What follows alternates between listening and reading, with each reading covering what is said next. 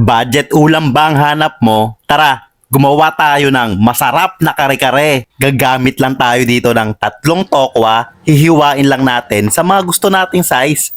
At isasalang lang natin sa mainit na mantika. Kapag nag-golden brown na, iset aside lang muna natin. At tatanggalin yung maraming mantika. Gagamit lang tayo dito ng Zesto Go Chicken Inasal Oil. Dahil meron na rin siyang ingredient na atsuete. Maggisa lang ng bawang, sibuyas. Isunod na natin yung peanut butter at tutunawin sa 2 basong tubig. At titimplahan ng paminta, beef cube. Kapag kumulo na, isunod na natin ang pechay, talong, sitaw, i-mix-mix lang ng bahagya at ilagay na natin yung tofu kanina. Lulutuin pa natin to ng ilang minuto. Kung umabot ka po sa part na to, paki-comment naman po kung nasan ka ngayon para alam ko kung saan umabot itong video na to. Shoutout nga po pala sa mga kababayan natin dyan sa Israel, Syria at sa mga taga Negros. Ingat po palagi. At ayan na!